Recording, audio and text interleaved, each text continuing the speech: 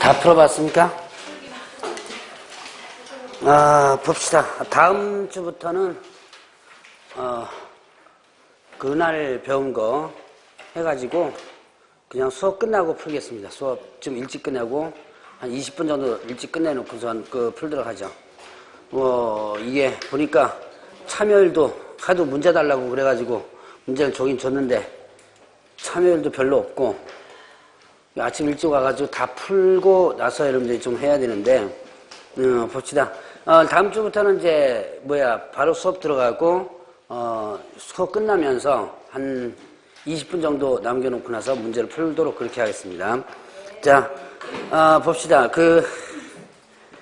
1번에 보죠. 자, 갑은 그 소유 부동산을 배우자 을에게 명의시탁하였다. 다음 중 옳은 것은, 자, 이거. 지금 배우자한테 배우자한테 소유권 넘겨준 거죠? 명의시탁에 해당돼야 한대요. 해당? 여기 보니까 명의시탁 하였다 그랬잖아요. 부부간의 재산, 명의시탁이다, 아니다? 일단 제가 지금 물어본 게 뭐예요, 지금? 부부간의 재산이죠? 명의시탁에 해당된다 그랬죠? 자, 일단 명의시탁에 해당이 된다 그랬습니다. 자, 이제 1번 해보죠. 조세포탈, 법령사유피, 강제표, 면탈 목적이 아니라면 명의시탁은 무효이다. 예. 자, 이 목적이 아니라면 명의시탁 자체가 어떻게 된다? 유효가 된다 그랬죠? 자, 그 다음에 또 을이 병에게 그 부동산을 처분한 경우 병이 악이면 원칙적으로 소유권을 취득하지 못한다. 명의시탁 약정에서 선의악이 불만하고 제3자는 소유권 취득한다 그랬죠? 자, 그 다음에 3번에 조세포탈, 법령사유피, 강제표현이다 목적이 아니더라도 자, 갑과 을이 사실혼 관계에 있다면 명의시탁은 무효이다. 금방 아까 얘기했던 게 금방 나온 것 같은데. 자, 부부간의 재산인 경우에 부부간의 재산 일단 명의시탁 약정 자체는 해당되지만 그 효력은 일단 있다 그랬죠. 근데 부부가 법적 부부가 아닌 사실혼 관계자 부부라면 어떻게 돼요? 이때는 이거 효력 인정하지 않죠? 예, 그래서 그 3번이 일단 맞는 내용이죠. 맞아요, 틀려요?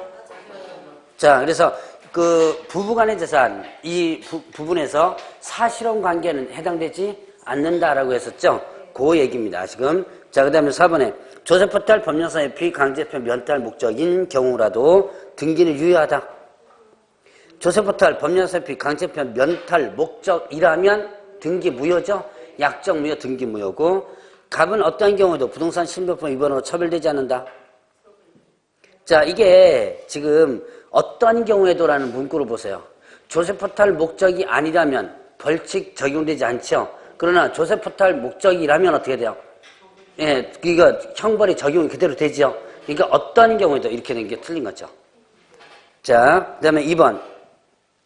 다음 중 부동산 실권이자 명의등기란 법률에 대한 설명으로 옳은 것은 했습니다. 1번에 양도담보와 가등기담보는 그 취지가 기재된 서면을 등기신청자와 함께 등기관에게 제출해야 한다. 자, 그 서면 등기관에 제출하는 게 있었어요. 뭐예요? 자, 일단 양도담보, 가등기담보는 명의시탁에 해당돼야 한대요. 안 되죠? 다만 양도담보만큼은 서면 제출하라 그랬죠. 가등기담보는 서면 제출 필요 없습니다. 자, 그래서 양도담보는 서면 제출하라. 자, 그 다음에 이번에 명의수탁자가 일방 당사자가 되고 타방 당사자는 명의수탁 약정이 있다는 사실을 모르는 경우 등기에 의한 부동산에 관한 물건은 유효하다. 자, 명의수탁자가 일방 당사자가 돼요. 그러니까 여러분이 수탁자가 일방 당사자가 된다면 수탁자가 매도인이나 매수인이나 둘 중에 하나겠죠? 거래 일방 당사자니까. 그러면 매도인이 될 리는 없죠. 명의수탁에서. 매도인이 될 리는 없죠. 명의수탁 관계에서. 그럼 당연히 뭐가 되는 거예요? 매수인이 되겠죠. 그럼 매수인이 수탁자인 관계라면 뭘까요? 매수인이 수탁자다. 그럼 무슨 명의수탁? 예, 그렇죠. 계약명의수탁. 자, 여러분들 이제 계약명의수탁과 그 다음에 중간상계명의수탁 아마 저번 주에 제가 이 얘기를 안 했을 거예요 아마. 자, 계약명의수탁과 중간상계명의수탁에서 차이점 구분하는 거. 하나는 누가 누구에게 자금을 제공하여 자금 제공 소리가 나왔다 무슨 명의수탁이다? 예, 계약명의시탁이죠. 또 하나의 구분하는 방법이 있어요. 또 하나의 구분하는 방법은 매수인이 누구냐? 매수인이 신탁자냐? 매수인이 수탁자냐 갖고 구분합니다. 자, 매수인이 신탁자라면 무슨 명의시탁이고? 매수인이 사죠. 등등기를 다른 데서 넘기죠. 매수인이 신탁자라면 중간생략행위 되죠. 자, 그림을 그려놓은 거 한번 잘 보세요. 매수인이 신탁자라면 어떻게 돼요? 매수인이 신탁자라면, 자, 일단 내가 저쪽 사람의 물건을 매매계약해서 사는데 내 명의로 하면 안 되니까 등기는 다른 사람 명의로 넣죠? 그럼 실권리자가 뭡니까? 매수인이 되죠? 자, 얘가 뭐가 된다? 중간생략행위 되는 거죠. 그러십니까? 자, 그러면 매수인이 수탁자라면 어떻게 돼요? 매수인이 수탁자라면, 자, 일단은 사긴 사는데, 그때 등기도 내 명의로 하죠. 근데, 자, 수탁자면 옆에서 어떻게 해도 돈을 대주는 거죠. 그래서 수탁자가 되는 거죠, 매수인이. 자, 그래서 매수인이 신탁자라면 중간상략이 되는 거고, 매수인이 수탁자라면 어떻게 된다? 계약명의시탁이 되는 거예요. 자, 여러분들 명의시탁 구분할 때 그렇게 구분하면 됩니다. 자, 그러면 보죠. 여기서 보니까 명의수탁자가 일방 당사자가 된다. 그러면 하나의 명의수탁자가 매수인이죠. 그러면 이건 뭐가 되는 거? 계약명의시탁이죠. 자, 그리고 타방 당사자, 즉 매도인은 명의시탁이 확정했다는 사실을 모를 경우 등기에 의한 부동산의 물건은 유효하다. 맞는 내용이죠.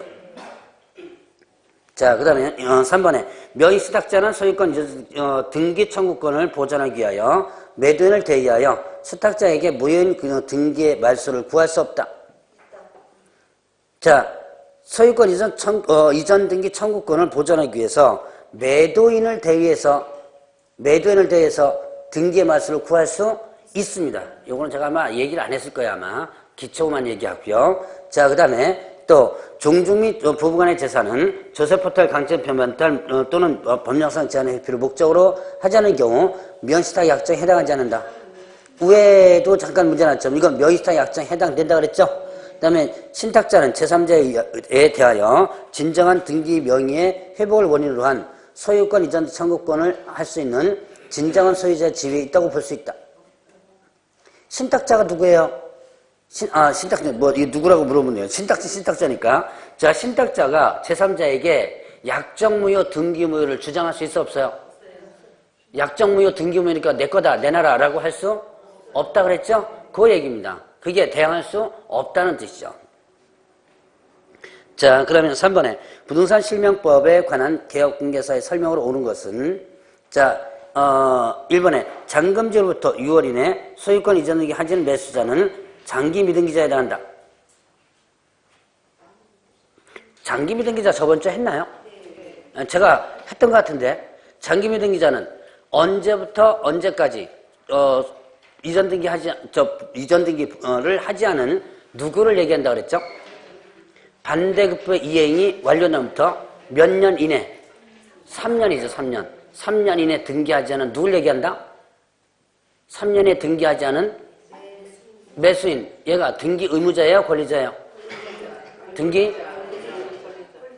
자, 여러분들이 등기 의무자하고 권리자하고 맨날 헷갈리죠? 등기 의무자는 등기를 내가 돈을 받았으니까 이제 쟤한테 어떻게 돼요? 넘겨줘야 되는 사람이죠? 그래서 쟤한테 넘겨줘야 되겠구나 하니까 의무가 되는 거고, 상대방에게 돈을 다 줬으니까 나는 당연히 저쪽으로부터 등기를 받아야지만 되겠죠? 받아야 되겠다니까 권리자예요. 그러니까 등기 권리자는 누굴 얘기한다? 예, 매수자를 얘기하는 거죠. 자, 그러면 3년 이내 등기하는 누구? 매수자를 얘기한다. 자, 6월 이내 이전 등기 하지 않은 매수자는 어떻게 돼요? 잔금 지불로부터 6월 이내가 아니라 잔금 지불로부터 몇 년? 3년이 되는 거죠. 자, 그 다음에 면수탁자는 대내적으로 면수탁자에 대하여 실질적 소유권을 주장할 수 있다. 대내적으로죠. 당사자끼리죠. 야, 너 맡겨놨으니까 도로 내놔 라고 당연히 할 수 있고 실권리 주장할 수 있죠. 자, 2번이 맞는 내용. 3번에 면수탁자의 점유는 권한의 객관적 성질상 자주점유에 해당하므로 면수탁자 또는 그 상속인은 소유권을 점유 시독할 수 있다. 타주점이죠. 네, 이건 타주점에 해당되고, 그 다음에 수탁자로부터 신탁재산을 매수한 제3자가 면수탁자의 횡령에 적극하다만 경우 대외적으로 면수탁자와 제3자 사이 매매 계약은 유효하다. 선의하게 불문하고 대항할 수 없는 것인데 다만 적극가담인 경우는 예외가 된다 그랬죠. 그다음에 면수탁자는 면수탁 계약을 해지하고 면수탁자에게 신탁재산의 반환을 청구할 수 있죠. 자, 4번. 보통 저기 뭡니까? 뭐 이거는 뭐 주택임대처분법이니까 그렇게 크게 어려운 건 없어요. 자, 갑이 을의 주택을 임차한 경우 주택임대처분법상 임차권 대항 요건인 주민등록 마친 때 해당하는 것은 몇 개인가? 몇 개요? 자, 한번 보죠. 갑이 전입신고를 이게 뭡니까? 주민등록 마친 때 해당하는 것은 즉 대항력 있는 것을 지금 고르는 거죠. 자, 갑이 전입신고를 임차주택 소재지 집원인 올바르게 했는데 담당 공무원이 착오로 이렇게 했죠. 자, 잘못했죠. 인정돼야 안 돼요? 인정되지요. 담당 공무원이 착오로 한 것은 인정이 되지요. 담당 공무원이 착오로 한 것은. 그다음에 1번에 을이 위주택을 담보로 더 많이 대출받기 위해 갑의 주민등록을 갑 몰래 다른 곳으로 이전한 경우 인정된다 안 된다? 인정되지요. 본인의 의사가 아니고 이건 제가 한번 얘기했던 것 같은데 타인의 의사, 내 의사가 아닌 타인의 의사에 의해서 만약에 주민등록이 옮겨졌다면 이것은 원래 대항이 그대로 유지된다. 그래서 제가 한번 중간에 너 좀 잠깐 나가 있어라 요 얘기했을 거예요. 잠깐 나가 있어라. 근데 못 나가겠다 그러니까 집주인이 몰래 옮긴 거죠. 이거는 대항력 인정이 된다 그랬습니다. 자, 그 다음에 대개세 주택이 다가구형 단독주택인데 갑의 편의상 구분되어 있는 옷으로 기재하였고 집원만 전입신고한 경우 다가구형이죠. 집원만 넣으면 되죠. 그 다음에 아파트로서 등기부상 동호수가 다동 103호인데요. 갑이 라동 103호로 전입신고한 경우 안 되죠. 그러니까 안 되는 것은 하나. 답은 3개입니다. 그러니까 되는 것은 3개, 안 되는 것은 1개. 자, 개업공개사가 주택임대차 중개를 의뢰받고 임차인에게 설명한 내용을 옳은 것은 자, 1번에 임차권 등기명령 집행에 의한 임차권 등기가 격려된 주택인 경우 그 후 임차한 소액임차인은 소액 보증금에 의한 우선 면제 받을 수 없다. 예, 요게 맞는데요. 임차권 등기가 끝납니다. 그 뒤로 들어간 임차인은 소액 임차인, 소액 보증금에 우선 면제 받을 수 없다. 자, 그 다음에 이번에 토지주택공사와 지방공사에서 주택을 임대차하는 경우 법인이므로 주택임대차법 적용되지 않는다. 되고요. 그 다음에 2년 미만의 임대차 기간은 2년으로 보기 때문에 2년 미만으로 임대차 계약 법적 효력이 없다. 그 기간의 유효함을 주장한 신자는 임차인이죠. 자, 그 다음에 4번에 임대차가 종료되면 임차인의 보증금 반환이 이루어지지 않아도 임대차 강이 종료된다. 보증금 반환받을 때까지 유지된다 그랬죠. 그 다음에 임차권 등기 명의 집행에 의한 임차권 등기는 경매에서 소멸되지 않는다. 소멸된다. 다만 전액 변제되지 않은 대항력 있는 임차권은 소멸되지 않는다 그랬죠. 자, 그 다음에 6번 임대차 계약에 관하여 개업공개사가 설명한 내용으로 가장 옳은 것은 확정일자 받은 임대차 계약서에 아파트 명칭과 그 전유 부분에 동호수의 기재가 누락된 경우 확정일자 요건을 갖추었다고 볼 수 없다. 자, 확정일자에 동호수가 누락됐습니다. 확정일자 효력 있다 없다? 있습니다. 자, 전입신고는 공시의 기능을 갖는다. 그러나 확정일자는 공시의 기능을 갖지 않습니다. 그때 그 계약에 그 금액이 있었다는 것을 하나 증명하는 것이지 공시적인 기능이 없다. 그렇기 때문에 동호수나 집원이나 이걸 잘못 기재했다 하더라도 확정일자 효력은 그대로 유지합니다. 자, 그 다음에 이번에 차임 또는 보증금의 정액 청구는 약정 차임 등의 20분의 1 금액을 초과하지 못한다. 네, 2번이 맞네요.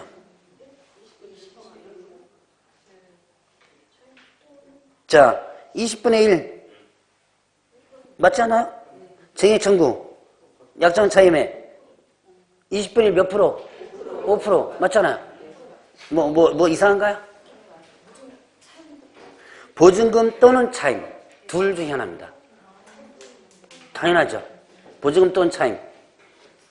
자, 그 다음에 3번에 주택임대차로서 우선변제권을 취득한 것처럼 외관을 만들었을 뿐 실제 주택을 주거용으로 사용 수익할 목적을 가지 아니한 계약인 경우 계약력 인정된다. 이건 서로 통정허위 표시라고 그랬습니다. 이건 민법에서 한번 배웠을 거예요. 통정허위 표시다. 그래서 이거는 인정되지 않는다. 자, 그 다음에 4번에 저당권이 설정된 대지에 건축물을 신축하고 건물의 소액임차인 대항요건을 갖췄다면 저당권 실행으로 경매가 진행된 경우 소액임차인은 대지의 환가대금에 대해서 우선변제 받을 수 있다. 저당권이 설정된 뒤에 주택이 이루어졌죠? 이거는 최우선변제 대상이 아닙니다. 자, 그 다음에 5번에 수도권 정비계획법에 의한 수도권에서는 보증금이 8천만 원 이하인 경우 2,700만 원까지 다른 권리자보다 우선하여 변제받을 수 있다.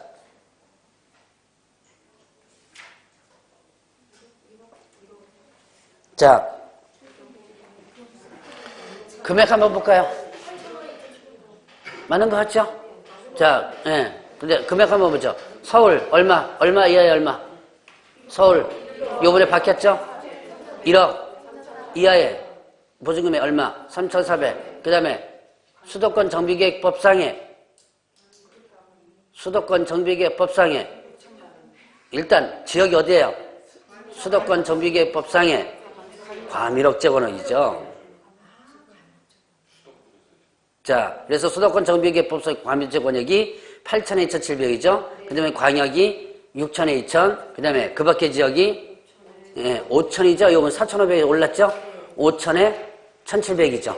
자, 지금 지역을 이게 5번은요 15회 때 나온 문장입니다. 15회 때 기출했던 문장 중에 하나예요. 이게 지금 5번 왜 틀렸어요, 지금? 예, 수도권 정비계획법상에 의한 수도권이 아니라 과밀억제권이야 이렇게 되죠. 문제죠. 자, 그 다음에 7번. 다음 중 임차인의 계약금 요구를 거절할 수 있는 경우에 해당하는 것은 틀린 것은 몇 개인가? 몇 개예요? 네, 2개. 자, 봅시다. 자, 기억에 임차인이 몇 개 차임? 3기죠. 은 맞죠? 예, 디귿. 예, 앞에 꼭 들어가라 그랬죠. 그냥 상당 보상이 아니라 그랬죠. 앞에 꼭 뭐가 들어가야 된다? 상당한 보상이 꼭 들어가주면 됩니다. 했어요.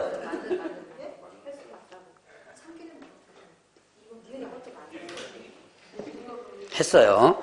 자, 그다음에 리을을 보죠. 자, 임차인이 임대인의 동의 없이 목적 건물의 전부 일부를 전대한 경우 이것도 맞죠? 자, 그다음 임차인이 임차인 건물의 전부 또는 일부를 고의 또는 중대한 과실로 파손 맞죠? 특히 중대한 요거 좀 조심하셔야 돼요. 자, 그다음에 또 비읍에 임차인 건물의 전부 또는 일부가 멸실되어 임대차 목적 달성하지 못할 경우 네, 맞죠? 자, 그다음에 시읒에 임대인이 쌍방 합의하에 목적 건물의 전부 또는 대부분을 철거하거나 재건축 계획 목적 건물에 점유업이 필요한 경우 자, 거기에 틀리죠. 뭐 어디가 틀려요? 일단 안전진단 받는 게 뭐 그런 거 있는데 그거 말고 이 문장 자체도 틀립니다. 자, 건물의 전부 또는 대부분이죠? 일부가 아니라 쌍방 합의. 쌍방 합의 조건이 없죠? 예. 자, 이거 틀리게 만들려면 한 6, 7개가 틀리게 만들어낼 수 있는 겁니다, 이게. 조심해야 돼요, 그런 거는. 자, 그 다음에 8번에 다음 개업공개사가 상가금 임대처분법 적용 여부를 의뢰인에게 설명하고 있다. 옳게 설명한 것은 했습니다. 자, 1번에 대전광역시 경우 보증금 5천만 원을 월차임 200만 원이면 상가보호법 적용된다.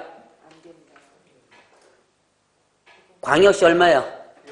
2억 4천. 이거 계산하니까 2억 5천이 되죠? 안 되죠? 자, 그 다음에 인천광역시 강화군의 경우 보증금 5천만 원에 월차임 150만 원이면 적용된다. 강화군은 그 밖의 지역이죠? 예. 그러니까 여기서는 그 밖의 지역은 얼마? 1억 8천이죠? 이거는 2억이니까 해당 안 되고 그 다음에 서울특별시 경우 보증금 2억 원에 월차임 250만 원 적용된다. 4억 이하죠? 자, 그 다음에 법인은 사업자 등을 하였어도 상가보호법 적용되지 않는다. 법인 적용된다 그랬죠. 그 다음에 5번은 자 인천광역시 부평계곡 경우 1억 원에 200만 원이면 적용된다. 인천이 어디죠? 어디예요? 인천이? 과밀억제 권역이죠? 인천은 과밀억제 권역이라고 기억하라고 그랬죠? 그냥 3억 이하니까 맞는 내용이죠. 9번에 자 상가보호법상 권리금 보호에 대한 설명 옳지 않은 것은 자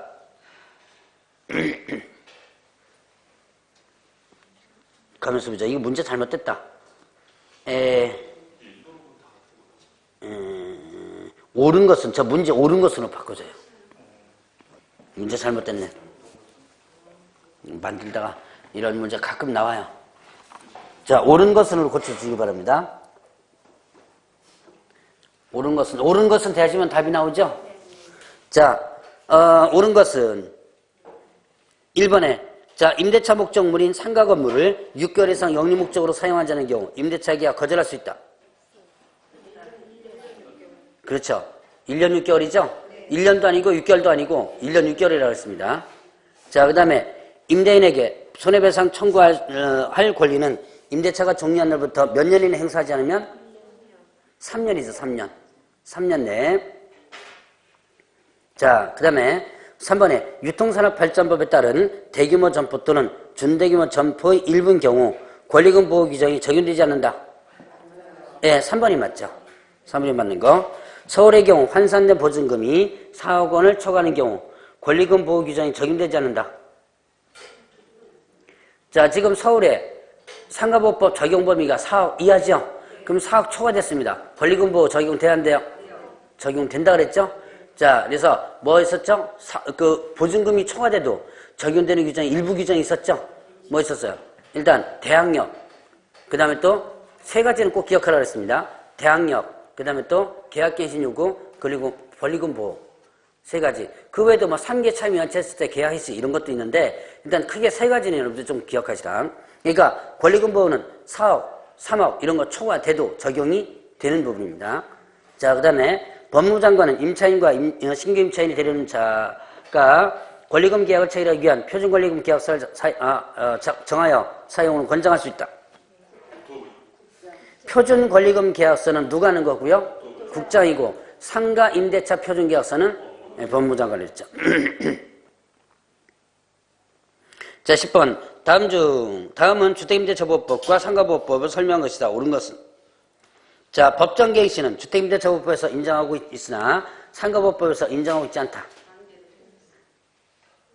반대예요? 둘 다 인정되죠. 둘 다 법정갱신, 묵시적갱신이죠? 묵시적갱신은 둘 다 인정됩니다. 자, 그 다음에 두 번 모두 대항요건에 확정일자를 갖추게 되면 후순위 권리자에 우선하여 변제받을 수 있다. 네, 2번이 맞네요. 자, 3번 두 번 모두 보호기간 2년. 주택 2년, 상가 1년. 두 번 모두 대항력을 갖춰야 제3자에 대항할 수 있으며 인도와 전업신고 사업자 등록 전하며 그날부터 다음 날이죠. 인도 전업신고, 인도 사업자 등록 다음 날. 자, 그 다음에 두 번 모두 소유보증금 우선 변제. 매각되면 얼마예요? 예, 2분의 1이죠. 오늘 푸는 시간이 좀 오래됐지. 여러분이 실명법에서 이해를 못해가지고 거기서 한참 설명하는데 시간이 오버됐구나. 자, 봅시다.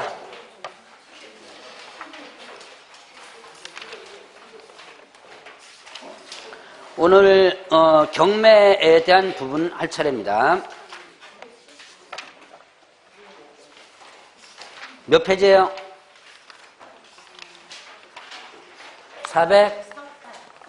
458페이지. 자, 경매에 대한 공매 부분 보죠. 자, 일단 이제 경매 공매. 자, 여러분들이 지금 배우는 경매 무슨 경매다? 무슨 경매죠? 여러분들이 지금 배우는 경매는 부동산 경매죠. 자, 부동산 경매.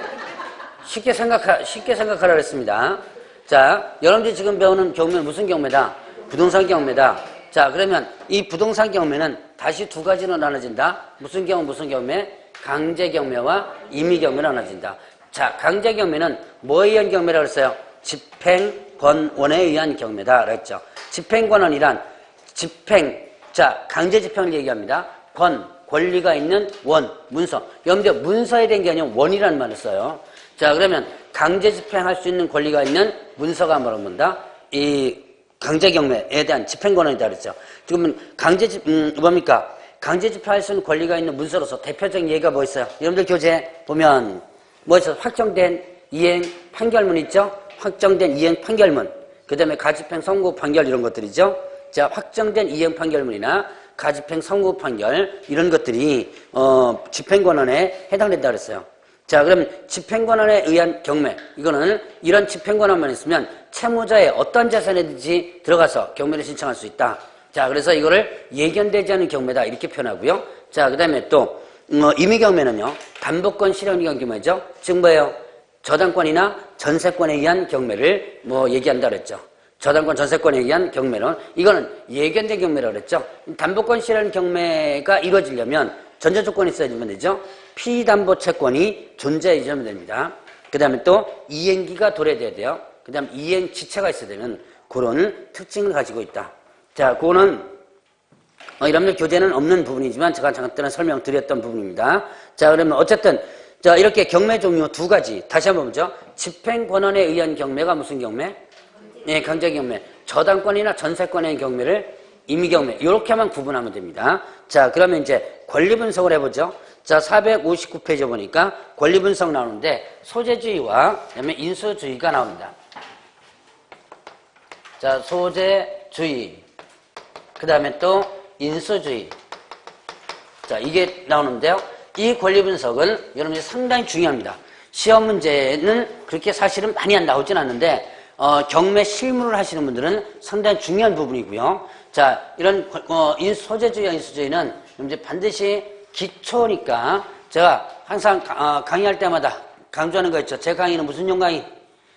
시험용 강의다. 그래서 권리분석에 대한 기초만 일단 저는 강의할 텐데 여러분들이 이제 나중에 실무 쪽으로 가면 이런 권리분석에 대한 연습을 상당히 많이 해줘야지면 됩니다. 자, 소재주의는 이거는 매각 후 권리가 어떻게 된다?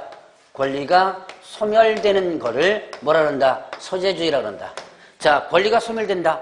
자, 그러면 기존 그 부동산의 목적 부동산에 있는 권리가 없어져 버리죠? 자, 완전히 없어져 버린다. 그러니까 권리가 없어져 버리니까 새로운 낙찰받은 사람, 매수인에게 대항할 수 있어 없어요? 대항할 수 없다. 이거는 대항할 수 없는 권리다 그랬어요. 대항할 수 없고요. 자, 인수주의는 이거는 매각 후 권리가 누구한테? 매수인에게 인수가 되는 권리입니다. 자, 권리가 소멸, 없어지지 않고 매수인에게 어떻게 한다? 인수가 된다. 자, 그럼 매수인에게 인수가 되니까 결국 누가 책임져야 되는 거? 없어지지 않고 얘한테 넘어가 버리죠? 그럼 얘가 어떻게 돼요? 책임을 져야 되는 그런 책임을 져줘야 되는 권리다. 그래서 이거를 대항할 수 있는 권리다 이렇게 표현합니다. 자, 그러면 이 대항할 수 있는 권리는 대항은 누구한테 대항할 수 있는 거예요? 대항할 수 있다 없다? 누구한테요? 제3자. 여기서 제3자가 누구예요? 경락인. 예, 경락인. 지금 경락인이라고 표현하지 말고 지금은 매수인. 이제는 앞으로는 경락, 낙찰 이런 내용을 용어가 이제 없어졌습니다. 자, 지금 매수인 얘한테 대항할 수 있느냐 없느냐를 구분하는 거다. 그러면 이걸 구분할 때 여러분들이 뭐를 갖다가 이제 헷갈려 하냐면 이게 배당받을 수 있느냐 없느냐 이거 갖고서는 헷갈려 보네요. 자, 그러면 이거는 배당 여부와는 상관이 없습니다. 자, 일단 보죠.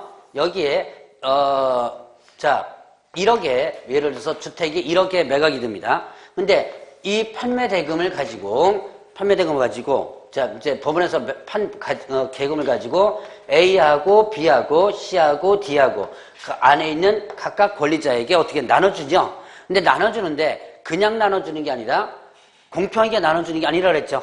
그래서 어떻게 나눠준다? 우선해서 나눠준다 그랬죠. 그래서 우선해서 나눠준다 그래서 이걸 뭐라 그래요? 우선 변제라고 표현하죠. 자, 맨 1순위가 A입니다. 그럼 A에 1억을 가지고 A에게 일단 다 주는 거예요. 다 주고 나서 돈이 남죠. 돈이 남으면 그 다음에 이제 누구한테 주는 거예요? 자, 얘가 2순위라면 B에게 이제 다 줍니다. 싹 다 줘요, 일단. 자, 다 주고 그래도 돈 나오면 누구한테 준다? C에게 돈 주는 거죠? 다 줍니다. 근데 여기서 다 주고 나니까 돈이 다 떨어졌죠?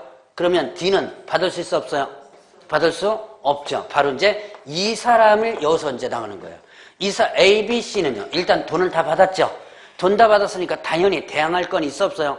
없죠. 이제 돈 다 받았으니까 당연히 나가야 됩니다. 이거 대항할 건이 없어요. 돈 다 받았으니까 바로 D, 얘가 바로 이제 여기서 분석해 나가는 겁니다. 그럼 얘는요. 일단은 순위로 따져가지고 어떻게 한다? 맨 뒷순위라서 뭘 못 받았어요? 돈을 못 받았죠. 이 돈 못 받은 얘가 자 소재주의 권리라면 어떻게 한다? 소재주의 권리라면 얘는요. 어떻게 돼요? 그 권리가 없어져 버리죠. 없어지니까 돈 못 받은 거에 대해서 매수인에게 나 돈 못 받았으니까 못 나가라고 할 수 없다는 얘기고요.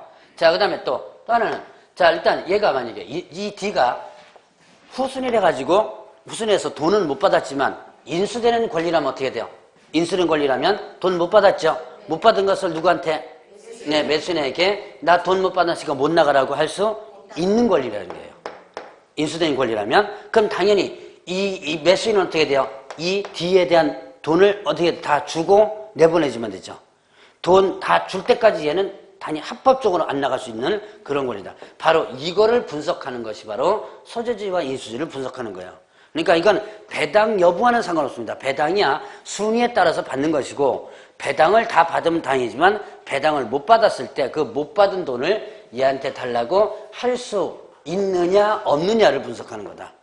자, 이 소재주의 인수주의에 대한 분석을 이해를 일단 여기서부터 이해를 잘 해야지만 나중에 그 뒤로 넘어갈 수 있습니다. 자, 그러면 이렇게 소재주의와 인수주의를 구분하는 권리를 말소 기준 권리라고 합니다. 자, 말소 기준 권리 혹은 또 소멸 기준 권리 이렇게도 표현합니다.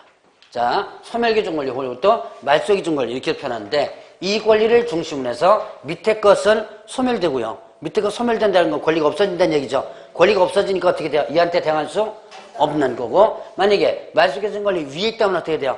위에 있다면 당연히 얘한테 대항할 수 있으니까 못 나가라고 할 수 있는 겁니다. 자, 그러면 말소 기준 권리가 될 수 있는 권리는 뭐가 있냐? 자, 저당권, 그 다음에 또 압류, 그 다음에 또 담보가등기. 이거는 반드시 기억해 놓으셔야 돼요. 자, 이게 없다면, 이 권리가 없다면 경매개시 결정 등기가 말소 기준 권리가 되는데 이건 나중에 다시 한번 설명드릴 기회가 있을 거고 다음 파트 때 한번 설명드릴 겁니다. 자, 지금은 반드시 이거는 기억해 놓으면 되세요. 자, 저당권, 압류, 담보가등기. 요거는요, 말소 기준 권리가 될 수 있는 권리다. 그러면 이게 말소 기준 권리가 될 수 있는 권리인데 이들 권리 중에서 어떤 권리가 말소 기준 권리 되느냐? 이들 권리 중에서 가장 앞선 권리가 뭐가 된다? 말소 기준 권리가 된다. 자, 이들 권리들 중에서 가장 앞선 권리가 말소 기준 권리가 된다. 자, 그럼 왜 이게 말소 기준 권리가 될 수 있는 권리로 만들었냐? 얘네들 권리는요, 항상 소멸되는 권리입니다. 이게 무슨 뜻이에요? 항상 소멸된다는 뜻은 얘네들은요, 등기부에 어디에 붙었든지 간에 매각이 되고 돈 다 못 받아도 항상 누구한테 매수인에게 돈 달라고 요구할 수 없는 권리자들입니다. 자, 등기부에 앞순위에 있든 뒷순위에 있든 무조건 얘네들은 그냥 순위대로 받고 못 받으면 그냥 나가야 되는, 그래서 이건 뭐다? 항상 소멸되는 권리다. 이들 권리 중에서 가장 앞선 권리가 말소 기준 권리가 된다. 자, 그러면 예를 한번 들어보죠. 앞에 자, 대항력 갖추고, 자, 이제 어떤 주택이 주택입니다. 경매가 들어가요. 대항력 갖추고 그 다음에 확정일자를 안 받은 임차인이 있습니다. 맨 앞에요. 자, 그 다음에 저당권이 있고요. 자, 그 다음에 또 대항력 갖추고 그 다음에 확정일자를 갖춘 임차인이 있고 그 다음에 담보가등기가 있다. 담보가등기가 있다. 그 다음에 또 대항력 갖추고 그 다음에 또 확정일자를 갖춘 자, 임차인이 있다. 자, 지금 어떤 주택이 경매가 들어가는데요. 권리분석을 해보니까 이런 권리분석이 나오더라. 자, 그러면 이때 말소 기준 권리가 될 수 있는 권리가 뭐예요? 자, 될 수 있는 권리 다 찾아보세요. 저당권하고 담보가 등기. 자, 지금 저당권하고 담보가 등기가 뭐가 된다? 말소 기준 권리가 될 수 있는 권리죠. 요것만 정확하게 여러분들 분석을 해서 공부해 놓는다면 기본적인 경매 물건 어떤 물건인데도 다 분석해낼 수 있습니다. 자, 물론 이제 복잡한 거는 조금 좀 예외가 되겠지만, 자, 저당권과 담보가 등기가 말소 기준 권리가 될 수 있는 권리고, 이들 중에서 말소 기준 권리는 뭐예요? 이들 권리 중에서 말소 기준 권리는 저당권이죠. 자, 이 저당권이 말소 기준 권리가 된다. 자, 그럼 이게 말소 기준 권리가 되는데요. 말소 기준 권리가 됩니다. 그럼 이 말소 기준 권리 저당권의 특징이 뭐죠? 경매에 의해서 어떻게 된다? 소멸한다. 이건 민법에서 저당권은 경매에서 소멸한다 그랬죠? 그럼 이거는 선후 순위를 불문하고 저당권은 무조건 경매에서 소멸합니다. 자, 그러면 이 저당권부터 시작해서 밑에 것은 어떻게 한다? 다 소멸시키는 거예요. 자, 이건 왜 이렇게 소멸시키냐? 이유. 소멸시키는 이유는 형평성의 원칙입니다. 자, 앞에 권리가 소멸되는데 뒤에 권리가 만약에 얘네가 살아난다면 누가 억울해요? 앞에 권리가 억울하죠? 어떤 놈은 앞에 있는데 죽고 어떤 놈은 뒤에 있는데 살아남다면 얘가 억울하죠. 그러니까 나 죽으니까 뭐 한다? 너도 같이 죽자. 나 죽고 너 죽자예요. 자, 요게 바로 무슨 원칙이다? 형평성의 원칙이다. 자, 형평성의 원칙을 적용하고 그 다음에 또 하나 이렇게 소멸시킴으로써 누구에게 부담을 최소화시켜요? 매수인에게 부담을 최소화시키죠. 자, 그러면 자, 이 밑에 있는 이 임차인 뭐죠? 대항력 갖추고 확정자 갖췄습니다. 자, 얘네들 앞순이 쭉 잘라먹고 나니까 남는 게 있어요, 없어요? 없죠? 자, 다 못 받았어요. 이 다 못 받은 이 임차인 매수인한테 나 돈 못 받았으니까 돈 내놔라고 할 수 없는 거죠. 나가라 그러면 얘는 나가줘야지만 되는 거예요. 자, 그러면 이제 여기서 말소기준 권리 위에 있는 자, 여기 다행히 뭐는 갖췄어요, 지금? 네, 대항력 갖췄죠. 근데 뭐가 없어요, 지금? 확정일자가 없죠. 자, 확정일자가 없다는 얘기는 뭐가 없다는 얘기예요? 뭐가 없다는 얘기? 자, 최우선 변제는 확정일자를 안 받아도 된다 그랬죠. 자, 뭐가 없다는 얘기 지금? 확정일자를 받게 되면 자, 저번 주에 배운 거 지금 주택임대차 보호법 지금 복습하는 겁니다, 지금. 자, 여기에서 확정일자가 없다면 결국은 뭐가 없는 거예요? 그렇죠. 우선변제, 즉 순위가 없다는 얘기죠. 확정일자를 받는 순간에 나보다 뒷순위보다 먼저 변제받을 권리가 생기죠. 자, 나보다 뒷순위보다 먼저 변제받을 권리가 생기는데 확정일자 안 받아놓은 거예요. 그러니까 나보다 뒷순위가 없죠. 얘가 순위 확정이 안 됐죠, 지금. 확정일자를 받는 순간에 순위 확정이 되죠. 근데 확정일자를 안 받았으니까 순위 확정이 안 됐죠. 그럼 배당 순서는 어떻게 돼요? 배당 순위는? 얘는요? 맨 꼴찌예요. 맨 꼴찌입니다. 자, 1순위가 저당권이고 그 다음 순위 쭉쭉쭉 나가죠. 그리고 얘는 순위로 따져서는 맨 꼴찌입니다. 그럼 현실적으로 얘는 배당받을 수 있어 없어요? 예, 물론 이렇게 얘기하면 나중에 당연히 얘는 배당 못 받습니다 라고 얘기를 하더라고요. 당연히가 아니에요. 왜 제가 현실적으로 얘기한 것은 얘 배당 받을 수 있어요. 재수 좋아서 돈 남으면. 맨 꼴순인데 여기서 잘라먹 쭉 주다 보면 돈이 남죠? 그럼 배당 받을 수 있습니다. 이건 무조건 배당 못 받는다고 이렇게 얘기하니까 무조건 배당 못 받는다고 생각하더라고요. 배당 받을 수 있습니다. 그리고 제가 금방 뭐라 했죠? 현실적으로 배당 받을 수 없다 그랬죠? 앞순위 다 잘라먹다 보면 얘는 현실적으로 거의 돈 모자란 상태에서 배당 못 받고 나오는 부분입니다. 자, 그럼 이제 여기서 보죠. 확정일자를 안 받아서 배당 순위는 맨 꼴순이에요. 꼴순인데, 자, 얘 걱정 안 해도 됩니다. 왜 걱정 안 해도 돼요? 말소 기준권리 위에 있죠. 그러니까 이거는 무슨 권리에 해당된다? 인수되는 권리죠. 자, 여기 인수주의에 해당되는 거예요. 말소 기준권리 위에 있으니까. 그러니까 얘는 돈 다 못 받은 것을 누가 책임져 줘야 돼요? 매수인이 책임져 줘야지만 되죠. 이런 권리 많으면 안 덤벼드는 게 가장 상책이죠. 자, 그럼 이제 여기서 보죠. 얘는 배당 요구를 해봤자 소용없어요. 현실적으로. 물론 배당 요구를 하면 뭐 이제 배당 순서에 따라서 남으면 주겠지만, 자, 현실적으로 배당 요구 안 하는 경우가 많습니다. 자, 또 하나. 이제 그러면 얘가 어쨌든 배당 요구 하든 안 하든 돈 못 받으면 얘가 책임져야 되는 거예요. 자, 근데 얘가 소액 보증금의 우선 변제 대상자입니다. 자, 원주가 얼마죠? 얼마요? 여기 이 동네가 얼마죠? 5천만 원 이하에. 네, 7천. 자, 얘가 지금 5천만 원을 지금 보증금을 하고 있습니다. 자, 근데 여기서 중요한 게 뭐가 중요해요? 저당권이 중요하다 그랬죠? 자, 저당권이 저번 주에 얘기했죠? 이거 5천에 1,700. 이거 언제부터 시행되는 거? 시험 문제 날짜 안 나와요. 근데 여러분들 실무상에서 꼭 날짜는 기억해 놓으라 그랬어요. 3월 31일. 자, 2016년 3월 31일이라고 그랬죠? 자, 이 저당권이 2016년 3월 31일 이후에 설정됐다고 쳐야지면 됩니다. 그래야지만 이 5천에 얼마? 네, 1,700이 떨어져 나갈 수가 있습니다. 만약에 이게 저당권이 그 이전 거라면 이건 못 받아요. 이 사람은요. 자, 그러면 뭐죠? 지금 현재 이 저당권이 2016년 3월 31일 이후에 설정됐다고 치고 지금 현재 적용 그대로 하죠. 5천이면 얼마? 1,700을. 자, 가장 먼저 받겠죠? 자, 그럼 최우선 면제 받으려면 이거 배당 요구 해야 돼요? 안 해도 돼요? 배당 요구? 해야지만 됩니다. 자, 배당 요구 여부는 조금 이따 경매 절차에서도 다시 한번 볼 거예요. 배당 요구 해야지만 배당 받을 수 있습니다. 자, 배당 요구를 했습니다. 자, 그래서 5천에 얼마를? 1,700을 가장 먼저 받을 수 있죠. 자, 확정일자는 요건 없죠. 뭐만 갖추면 돼요? 대항력만 갖추면 되죠. 그러니까 최우선 변제 1,700 우선 받아요. 나는 그럼 최우선 변제 1,700으로도 받을래? 받았습니다. 얼마 남아요?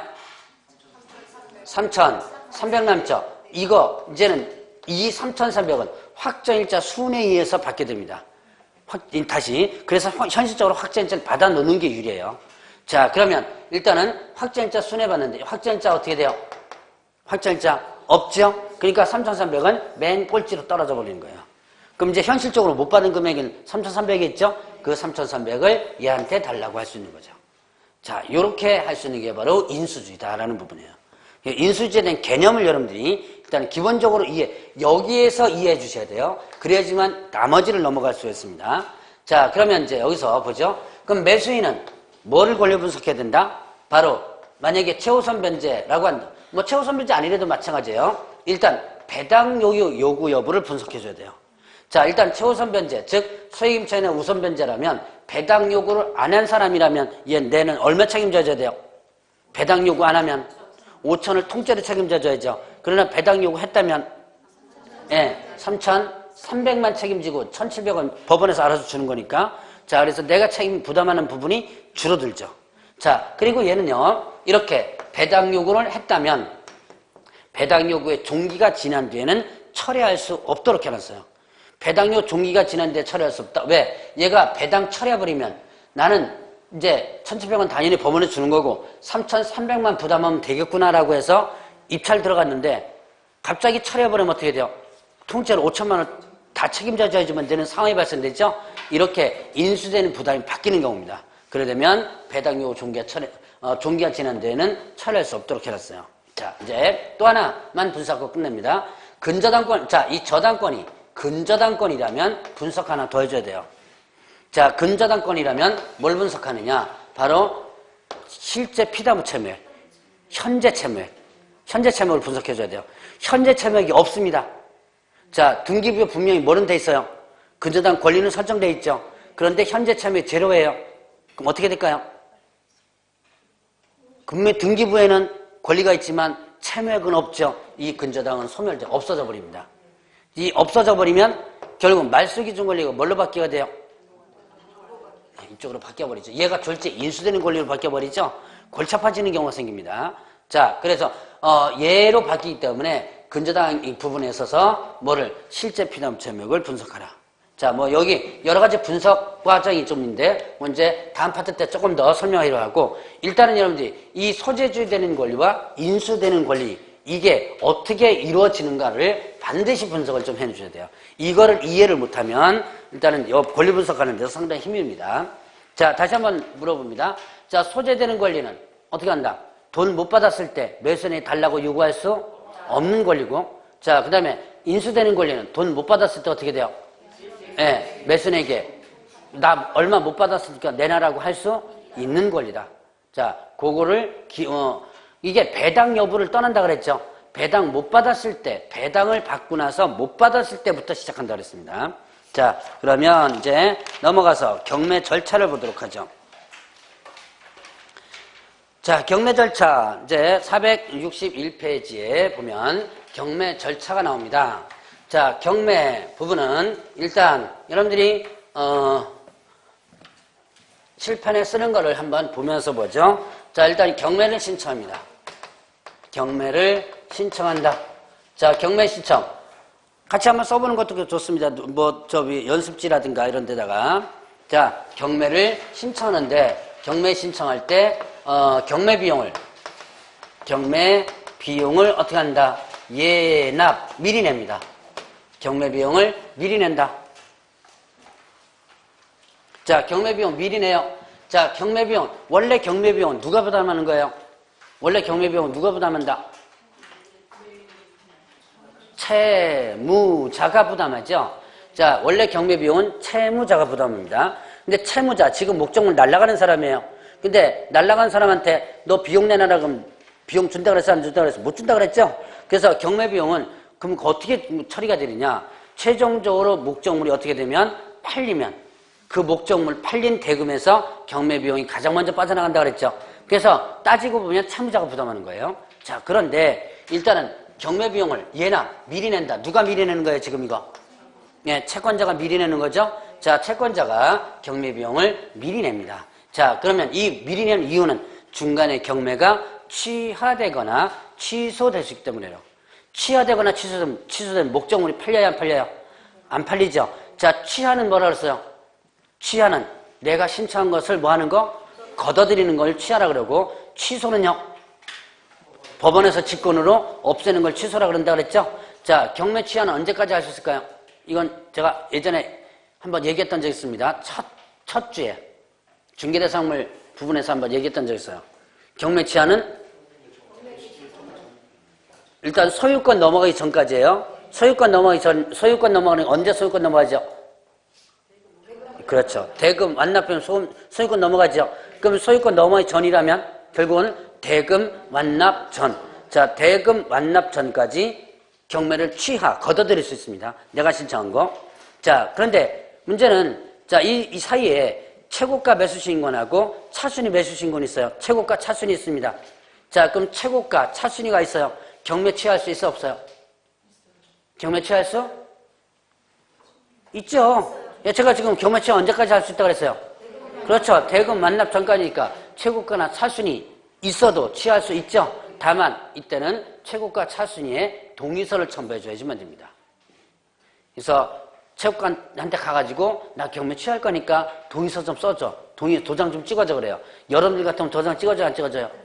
안 찍어주겠죠? 그래서 이제 현실적으로는 돈을 협상을 합니다. 너 들어간 비용 얼마나 드냐? 뭐 내가 수고비용한테 좀 더 줄게. 그래서 그 돈을 얼마씩 주고 이렇게 도장 받아와요. 어쨌든 자, 경매 취하는 대금 완납전까지 할 수 있고, 그 다음에 또 최고가 차순위 했을 때는 이 사람의 뭘 받아라?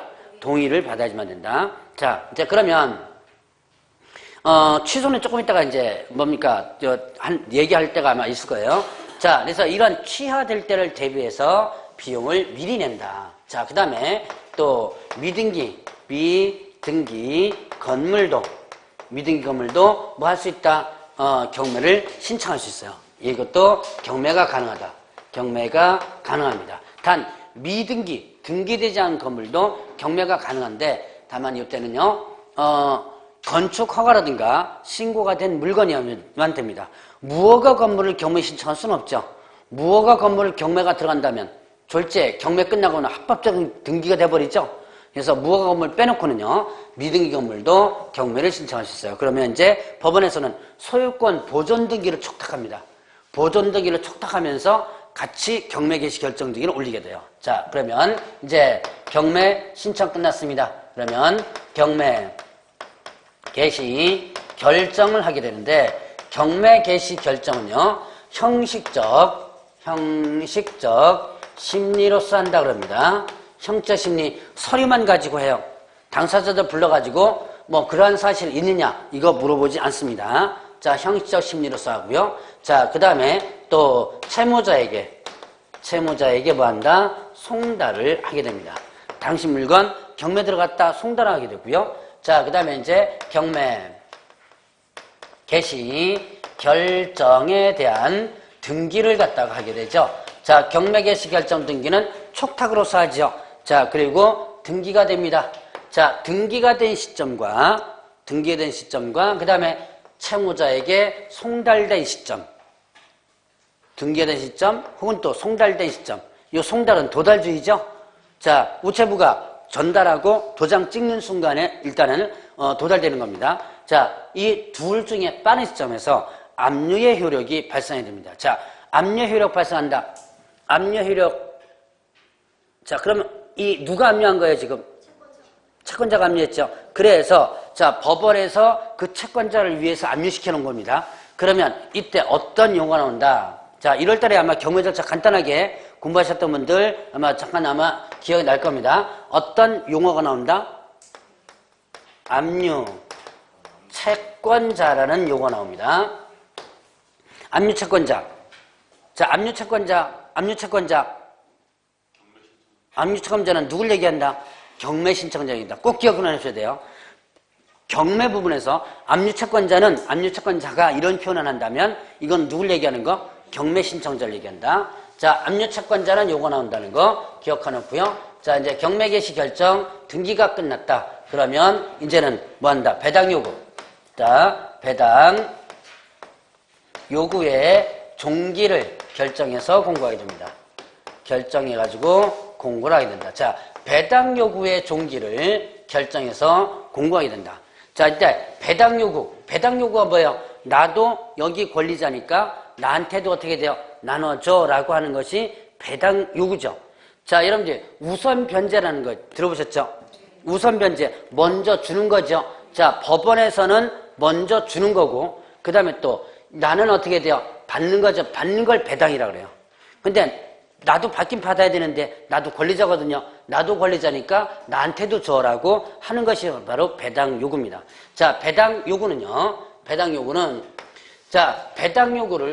해야지만 배당받을 수 있는 사람이 있고 배당 요구를 안 해도 배당받을 사람이 있다. 자, 이거 제가 강조했던 부분이기도 한데요. 기억나시나요? 배당 요구를 해야지만 배당받을 수 있는 사람과 배당 요구 안 해도 배당받을 수 있는 사람의 기준을 뭘로 잡아라?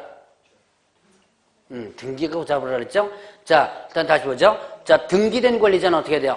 등기된 권리자는 배당 요구 안 해도 된다. 왜? 법원에서 등기부를 통해서 알고 있죠? 그래서 등기부의 권리자와 금액과 다 나오니까 등기부를 보고 배당 요구, 배당을 해주면 됩니다. 자, 그런데 등기되지 않은 권리자는 어떻게 돼요? 등기되지 않은 권리자는 법원에서 권리자인 걸 모르죠? 그렇기 때문에 나도 거기에 권리자니까 나한테도 나눠줘라고 요구를 해주시면 돼요. 자, 그럼 이제 다시 한번 보죠. 배당 요구 해야지만 되는 것과 안 해도 되는 거의 기준을 뭘로 잡아라? 등기라고 하자. 자, 등기된 권리자는 배당 요구, 등기된 권리자는 배당 요구 안 해도 되죠. 등기되지 않은 권리자는 배당 요구 해야 된다. 요것만 정확히만 잡으면 됩니다. 그러면 자, 물론 예외적으로 등기된 권리자도 배당 요구 해야 되는 예외적인 부분들이 있어요.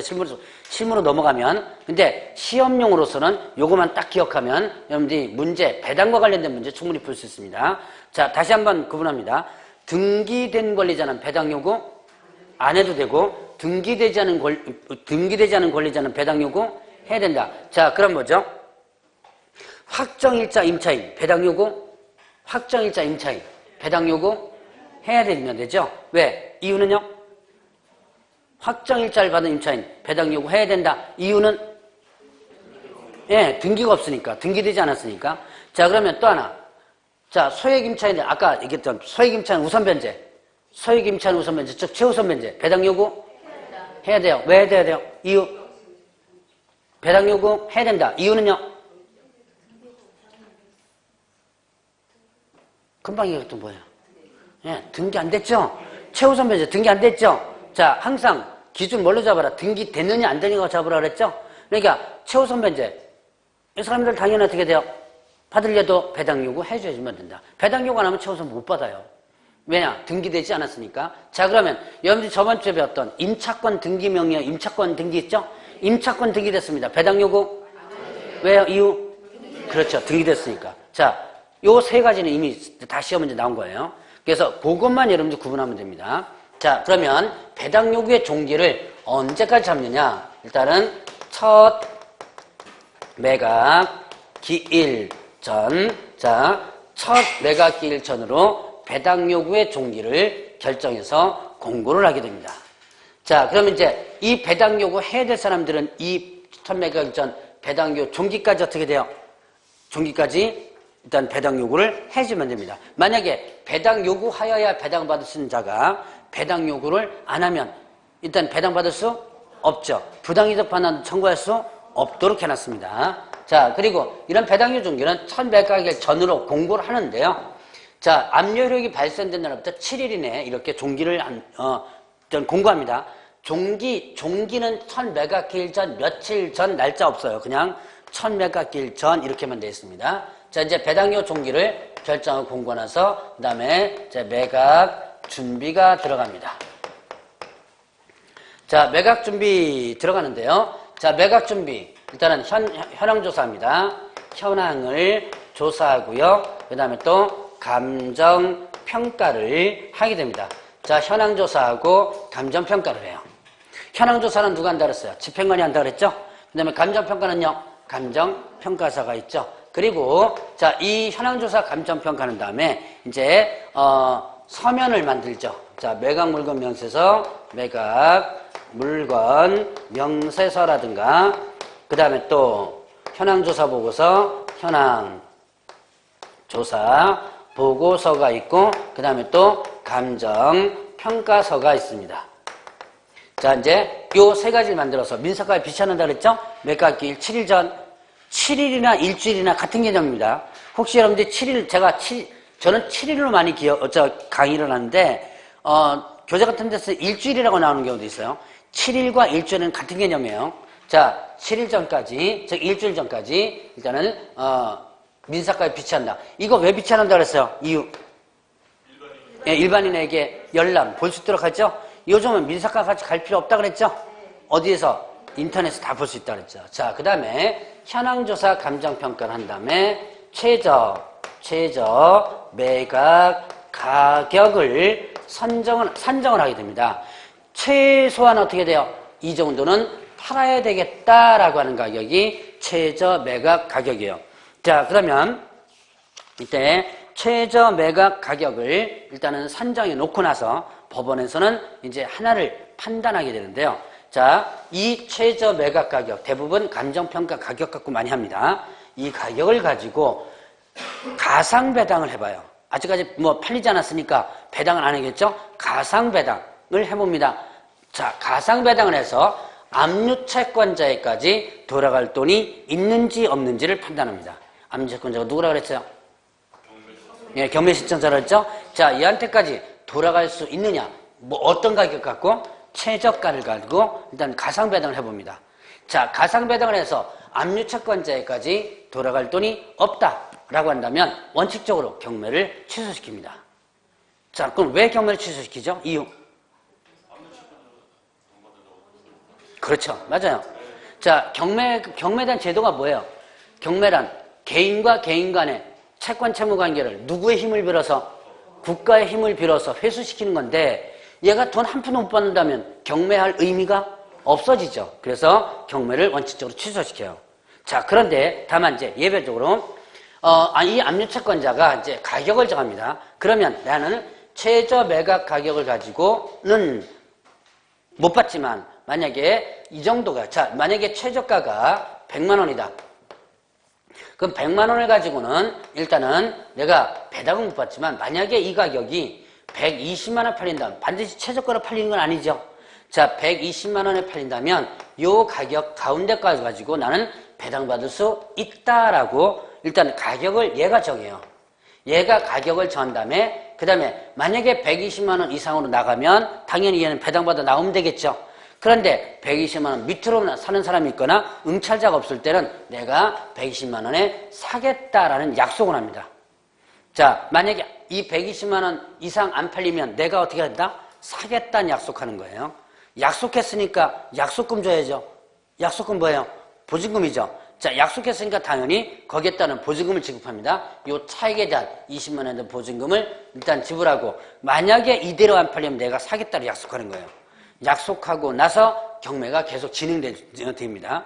자, 그래서 만약에 이 120만 원 넘어가서 팔리면 당연히 배당보다 나오면 되고, 자, 그 다음에 이 금액대로 안 팔리면 이 압류채권자가 120만 원에 사는 거예요. 이거를 뭐라 하냐면 채권자 매수 신청 제도라고 합니다. 채권자가 직접 매수하는 제도예요. 자, 그러면 일반인들은 이거 거의 할 수 있어 없어요? 없어요. 없겠죠? 그럼 누가 많이 해요? 주로 금융기관에서 많이 합니다. 금융기관, 은행에서 저당 잡아놨다가 나중에 뭡니까? 돈 못 갚아가지고 경매 들어갔죠. 그런데 좀 후순이다 보니까 나한테까지 돌아올 돈이 없을 때 이걸 금융에서 직접 잡아놓는 거예요. 왜 잡아놔요? 잡아놨다가 나중에 어떻게 돼요? 조금 시간이 지나면, 예, 조금 올라올 때 팔면 은행에서 채권 손실을 어떻게 한다? 최소화시키는 거죠. 바로 그렇게 해서 직접 사게 하는 거. 이걸 바로 뭐라 하냐면 금융기관에서 즉 경매 절차를 통해서 보유한 비업무용 부동산입니다. 공매 들어갈 때 좀 들어갈 거예요. 이게 바로 자 비업무용 부동산이 어떤 과정을 통해서 취득하냐? 바로 요 과정을 통해서 취득하는 거예요. 자, 요게 지금 여러분들 교재에 있습니다. 여러분들 교재에 464페이지를 보세요. 자, 제가 좀 설명한 거 한번 읽어보도록 하겠습니다. 잉여주의 하는 부분 있죠? 464페이지 보충 설명 있죠? 자, 거기 보니까 압류채권자의 채권의 우선은 채권에 관한 압류채권자가 누구라 그랬어요?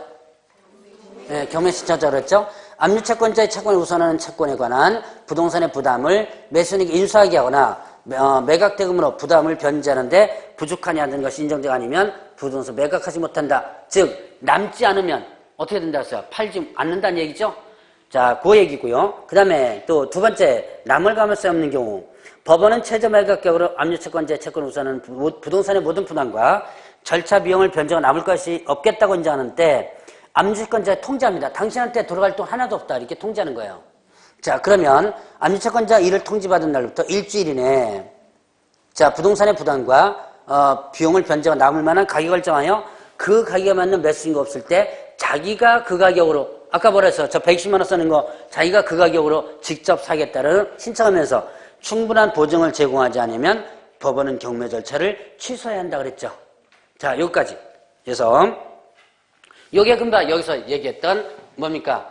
남을 가망성이 없을 때 경매 절차 취소하는 내용이에요. 그러니까 실질적으로 어떻게 돼요? 일반인들이 경매 신청했다가 만약 남을 가망성이 없다 그러면 거의 다 보면 경매 다 취소돼요. 절차가. 왜냐? 내가 직접 사야 되는데 이런 식으로 사질 못하죠? 금융기관 빼놓고는 거의 못합니다. 그래서 금융기관에서 이렇게 사가지고 보유한 부동산을 뭐라 그런다? 비업무용 부동산이라 그럽니다. 나중에 공매할 때 자산관리공사에 이것을 다시 위탁해서 매각하게 돼요. 자, 그러면 이제 최저 매각 가격까지 정해놨습니다. 그러면 이제 좀 쉬어야죠. 좀 쉬었다 하시죠. 지우지 마세요.